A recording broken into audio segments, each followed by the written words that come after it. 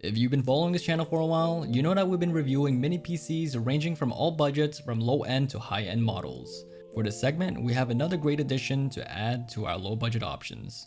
This right here is Blackview's MP60 mini PC. For those that are looking for a low end PC to handle their day-to-day tasks, or just something to use as their home theater unit, this is the perfect device for you. In this video, I'll provide you a full review to let you know everything you need for this PC. As always, we're gonna start things off with the unboxing. I always admire a product when they put a lot of care into the packaging. You have full details and specs of your unit on the back of the box. Removing the plastic wrap and sliding off the sleeve, we'll take a look at what's inside. We are immediately greeted with the main device itself, but we'll just put that aside for now so that we can discuss the rest of the inclusions. Everything is compacted nicely. Here on the left, we have all our connectivity needs. This is the HDMI cable to plug the unit into a monitor or TV. The next is a 12-volt adapter to power the device. You can take advantage of this bracket mount to attach the PC to your monitor or somewhere alongside your desk. If at any point you're confused on how to operate the device, you can just refer to the manual for extra assistance. With the unboxing out of the way, let's move on over to the main course. When it comes to the design, the device has two color options of either black or blue. The front side has a power button to turn it on, two USB 3.0 slots, and one USB 2.0.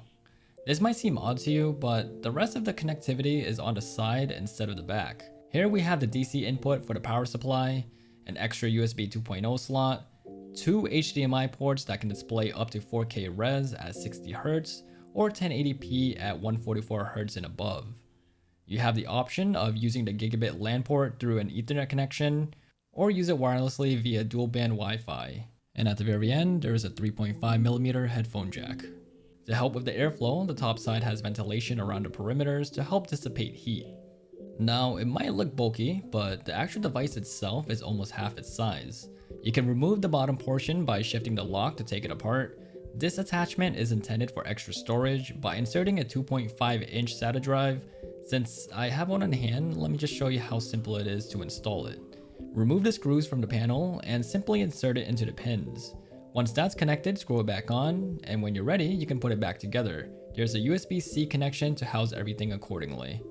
It's incredible how small and compact this PC is, especially with how easy it is to install the additional storage.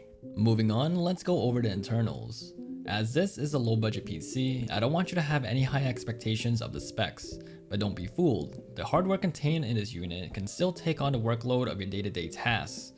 I'm gonna quickly go over each one and then demonstrate their ability later through a performance showcase. The CPU features Intel's 11th gen Celeron. It's a 4-core 2.0 GHz processor, which can be overclocked to 2.9 gigs. As with any other mini PC, the graphics are all integrated from the CPU. Since it's Intel, you should already be aware that it's Intel's UHD graphics, nothing surprising there. The storage comes installed with a 256GB M.2 SSD, which is expandable to 2TB.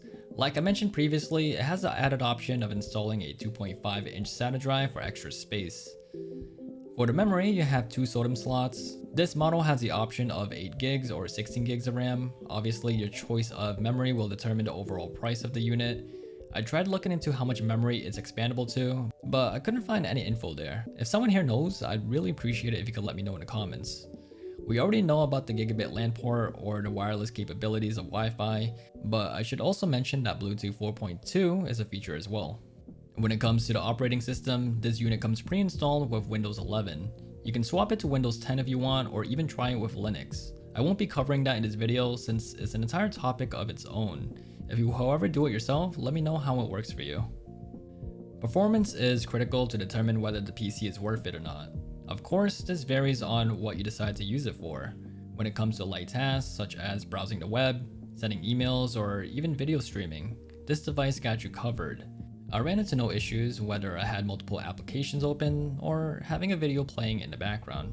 Gaming isn't entirely recommended as this device is not equipped for that, but that doesn't mean that it's not possible. 2D games like Terraria or low performance ones should work just fine. Don't expect to load up a 3D game, however, and expect it to function properly, unless it's something like Roblox. To wrap things up, let's go over the price. I mentioned that this is a low budget entry level mini PC, so how cheap would that be? Well, the model I have here retails for $250. It's available to purchase on Blackview's website, but you can get it even cheaper on Amazon right now. There's a 20% discount making it $200, and you can even take an additional $30 off if you're a Prime member with the coupon. That means that you can get everything I mentioned in this video for the low price of $170. That definitely beats Chromebooks, tablets, and most laptops among that price range. I highly encourage you to get one if you either work from home, need a family computer to handle minor tasks and workloads, or to even use it as a dedicated home theater. It also makes an excellent gift for someone that needs a PC that can handle all their needs for one without breaking your bank account. That is everything I have for you in today's video. I hope that this helps you for your next purchase on a mini PC. I have other related videos if you want to learn more, but for now, take care and I'll see you in the next one.